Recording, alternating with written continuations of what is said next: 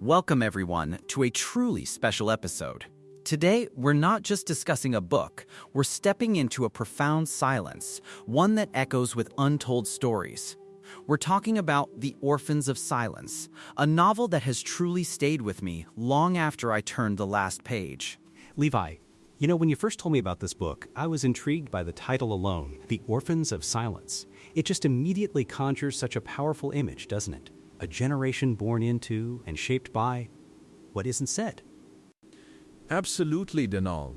And I think what struck me most, reading the synopsis, was this idea that the silence isn't an absence, it's a presence. It's almost an entity in itself, woven into the fabric of daily life post-war. That's a really chilling concept, the idea of silence as a living, breathing thing. Chilling, yes, but also incredibly poignant. The prompt talks about how this silence wraps itself around a nation, settling into the bones of a people. It's not just a political silence, it's a deeply personal, emotional, almost spiritual silence. And the novel delves right into that, into the heart of a village trying to function while carrying this immense collective grief. Exactly. And it's not a passive silence either. It's active. It's enforced, perhaps not by overt laws, but by a deeper, unspoken societal agreement to move on. And that, to me, is where the real tragedy and the real story begins for these Orphans of Silence. You can almost feel it, right? The weight of it. Imagine growing up in a place where certain questions are just taboo, where you see the scars, you feel the absence, but no one ever speaks of the cause. It creates this incredible internal world for the characters, especially the protagonist, who is born right into that immediate aftermath. And it makes perfect sense psychologically. After a conflict like the Biafran War, the sheer trauma, the unspeakable acts, the loss, it's often easier or feels safer to simply shut down, to bury it. But as the book suggests, you can bury the dead, but you can't truly bury the memories without consequence. The description really highlights that, doesn't it? Gardens bloom where mass graves were hurriedly covered. Children laugh in streets paved over the footprints of the displaced. It's this stark contrast between the vibrant present and the buried, haunted past. And that contrast is what defines the world of the novel. And the main character, a child born just before the war, experiences this contradiction firsthand. He's growing up in a world stitched together with laughter beside loss, festivals beside famine. He sees the surface calm, but he feels the tremors underneath. That's a powerful narrative lens. It truly is. Because children, they absorb everything. They might not have the language to articulate the trauma, but they feel it. They see the empty desks, the limping teachers, the neighbors who don't greet each other. And they learn, very quickly, that some things are just not to be spoken about. That's heartbreaking, really. It implies a generational transfer of trauma, doesn't it? The silence itself becomes an heirloom, passed down from father to son, mother to daughter. It's not just the stories that are lost, but the very mechanism of processing and healing that's suppressed. And the way the novel frames silence as a graveyard of unspoken truths is just so evocative. It's not empty, it's full of ghosts, full of confessions, full of unanswered questions. Every household carrying a ghost, some in the rafters, some at the dinner table. That imagery is just, wow. It's deeply immersive, isn't it? You get this sense that the land itself remembers, even when the living try to forget. The rivers murmuring like mourners, the gods speaking in sighs. It gives the natural world a voice, a memory that stands in stark contrast to the human effort to suppress. That's where the Igbo cosmology and myths come into play so beautifully, I think. The river woman singing to the drowned, ancestors crossing dimensions. It adds this layer of spiritual remembrance to the historical memory. It's not just a physical place, it's a spiritual landscape scarred by war. And it elevates the story beyond a mere historical account. It becomes a timeless exploration of grief, resilience, and the enduring human spirit. By weaving in the supernatural, the author is suggesting that some wounds run so deep they transcend the material world, affecting the very fabric of existence, even the spiritual realm. The idea of mothers whispering confessions to Allah, the earth goddess, begging forgiveness for the blood that soaked her soil, that's such a powerful image of guilt and the yearning for atonement. It shows the deeply ingrained spiritual aspect of their suffering. And it makes the protagonist's journey of questioning even more profound. He's not just asking about history, he's asking about the very soul of his people, the spiritual consequences of this silence. Why do the adults flinch at the sound of airplanes? Why do the elders change the subject when the word Biafra is mentioned? These are the questions that slowly, painfully, begin to unravel the silence. It's a really courageous act, isn't it? To be the one to break that silence, especially when everyone around you has implicitly agreed to maintain it. It's like challenging the very foundation of their coping mechanism, however unhealthy it might be. And that's where the healing begins, I think. Not through vengeance, but through revelation. The book doesn't sound like it's seeking to assign blame, but rather to understand, to acknowledge, and to finally give voice to what has been suppressed. It's about remembering for the sake of moving forward, truly moving forward, rather than just burying it deeper.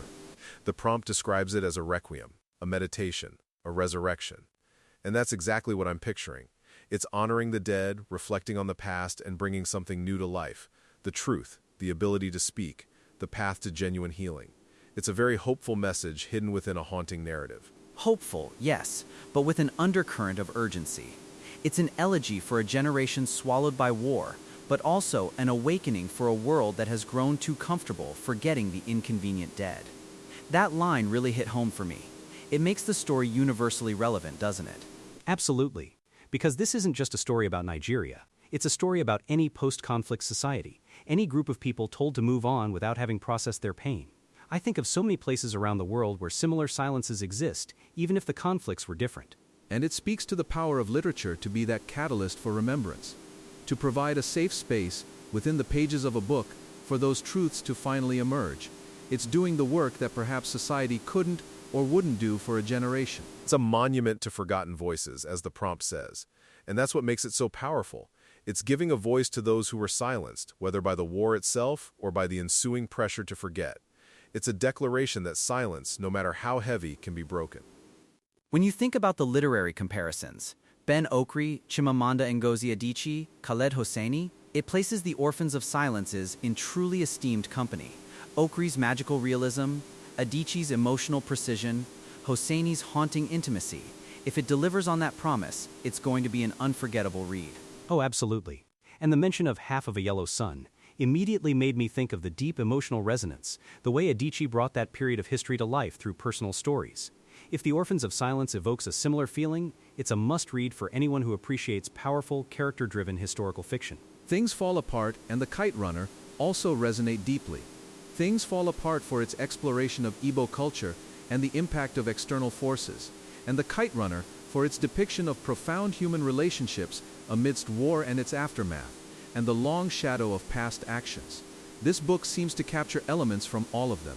And the unique blend of history with the supernatural, that's where the Okri comparison really shines.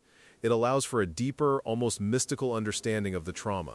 The idea that time bends, memory becomes its own spirit. That's just a beautiful way to express the enduring power of the past.